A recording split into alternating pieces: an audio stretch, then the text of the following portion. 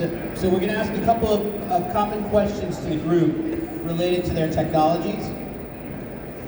I think the first thing that came to mind is actually, I think there's a lot of synergies across the group, which is great. Hopefully you'll all get a chance to speak. But I wanted to ask you about English language, actually, because I think all of you are taking interesting approaches to what you're doing. But two parts to this question. The technology world is sort of built in English, if you will, and yet that's not what most people around the world speak. It's only 10 million in India where, the assumption is everyone's reading in English. So I just want you to talk about that, about English and building technologies and actuality of reaching the rest of the world which does not speak English.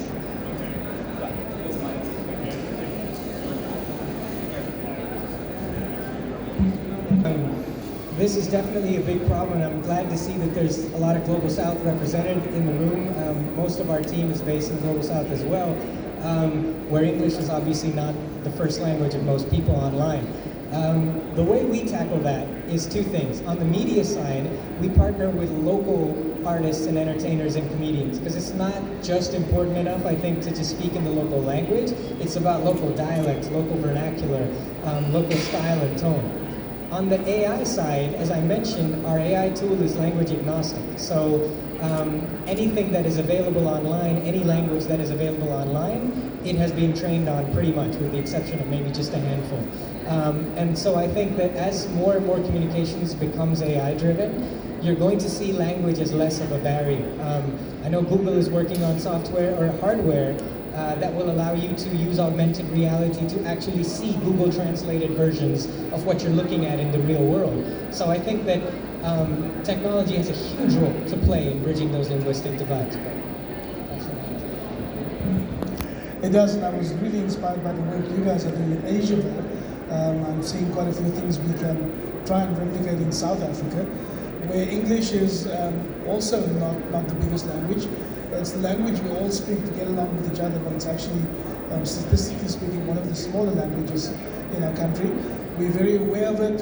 It's the language of the internet, but also in terms of what we want to do, we'll be rolling out 3 different languages, vernacular languages, the bigger languages, and in our publications in January, because we do foresee growing into more vernac than English per se. Yeah, that's great. Would love to connect and talk more on that. So when it comes to Asiaville and what we're doing, of course, we have always been focused on the vernacular languages. So English was never sort of our focus area. The reason we built Asiaville was actually to bring vernacular language audiences into the fold, so to speak. We didn't see enough digital media companies doing this at scale. And so we launched only in the vernacular languages, and the focus for us going forward is actually going to be to branch into as many different vernacular languages as we can. There's 27 in India, but by the end of the year we want to be in at least 2 or 3 more. On the technology side, I think as he was saying, one of the challenges really has been how do you adapt things like AI, how do you adapt things like even machine learning at a foundational level and basic NLP to languages beyond English, right? And I think the use case for that, for a company like Asiaville, is tremendous. If we're able to actually unlock the potential of AI effectively in the local languages, that helps with, personalizing content, making content more relevant for our audiences. There's several different use cases that kind of come with that. So there's no doubt in the Indian context particularly that growth is coming completely on the vernacular side, just by sheer demographics, right? The audience is really on the vernacular side, and that's going to continue to be the case. The moment we can actually adapt technology meaningfully, and meaningfully being sort of the operative word, we can really do great things when it comes to serving our audiences a lot better. So we look forward to, I think, exchanging thoughts on that, seeing how we can do that. As an English-speaking company that aims to represent all underrepresented entrepreneurs around the world in various different communities, we, in our software, that is in the minimal viable product stage, we will be branching out to different vernacular languages. because we believe that is ultimately it has to happen as we plan to branch into different types of patent law throughout the world. We cannot simply just have one common language on our platform. And as far as the technology side, as you know, with the English language, and especially in the United States, we operate through the USPTO, and with the USPTO, that's simply one type of patent law. And we wish to branch into other countries that, with their different types of patent laws, and to ultimately understand there are differences within each country as far as their intellectual property rights. Great. Second question I want to ask is around accuracy and disinformation, which is the topic of today here at the Global Media Conference. So I think, Priyank, for you, you've discussed the disinformation, but maybe the AI element of what you're creating and the scary fact that it might be more exciting for people to see an AI-generated tweet than what you were saying about a real tweet.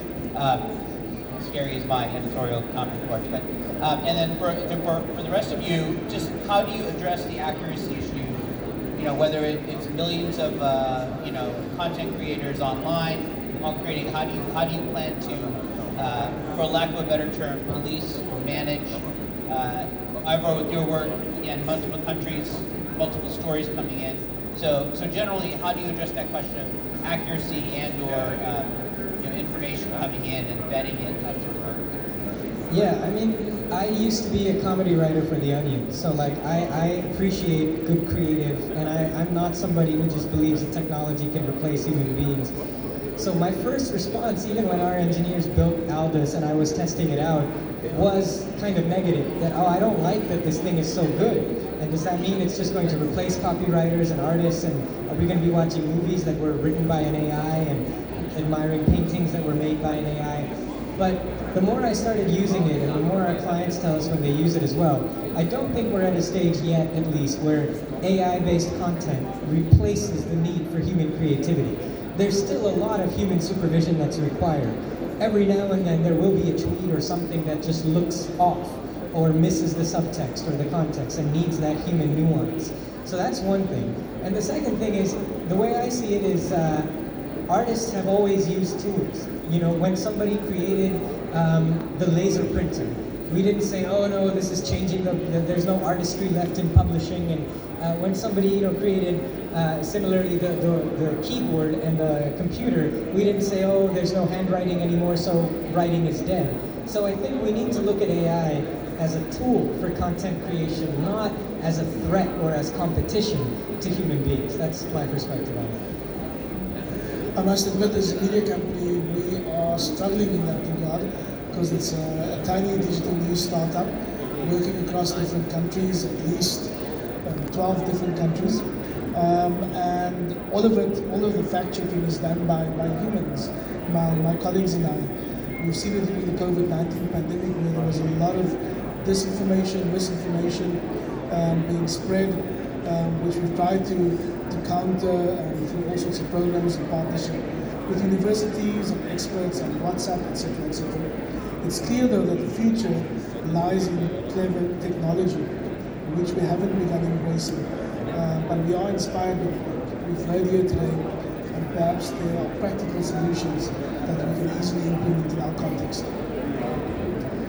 Yeah, I mean, I think it's incredibly challenging problem, and it's a problem that comes with scale, right? So if you look at any of the major social media big tech platforms, I think they all struggle with this just because of the sheer scale of content. I mean, you're talking about billions of videos being uploaded every day, talking about hundreds of millions of creators uploading content every day. So a natural sort of outcome of that is going to be, moderation will not work the way it's supposed to work, right? Especially if it's something which is largely done technologically as opposed to, through manual means. And I think, with things like the Digital Services Act in Europe, with things like, AB 587, I think it's called in the US, which is coming in January, there is a lot more of an onus that's now being placed on social media platforms. But frankly, how far that's going to go in terms of social media platforms being able to, let's say, police, in some form the content that's coming onto their platforms, it remains to be seen. just because of the scale of content that's happening on these platforms, I don't think there's any one-shot sort of magic solution to how you can moderate content effectively. Technology can be an enabler, but I do think the last mile of let's say QC or moderation has to have a human touch, because AI is not quite there as yet in terms of making sure that content is actually playing by the rules of your platform. And just to sort of close this out, I think one of the things that we are doing with AV is we're trying to make sure incentives are aligned. This problem actually comes about when the audience is the product, right? So if you look at social media, the product is not what the content that's being sold. The product is not the content. The product is actually the audience that's consuming the content that's being brokered off to the advertiser. Now, that's a systemic issue, and it definitely is not going to be solved overnight. But as long as that continues to be the case, you will have hundreds of millions of videos being generated every day, because the publisher is incentivized on volume. The publisher is incentivized on inventory revenue, right, which is a consequence of volume. With AV, we're taking a much more of a qualitative approach. Yes, absolute audience size matters. That's something that that's very important to have. But I think future growth metrics will be defined less by the volume of content that you're doing, which gives rise to moderation issues, and it's going to be actually more about how do you build monetization streams from your audience, not from a third-party advertiser, which actually has no incentive in your content. And I think when that problem is addressed, the problem of moderation would actually be addressed as a direct result of that. So we're kind of focused on doing that with AV in our own small way. I believe our CEO and founder, Christopher Bennett, is more equipped to answer this question.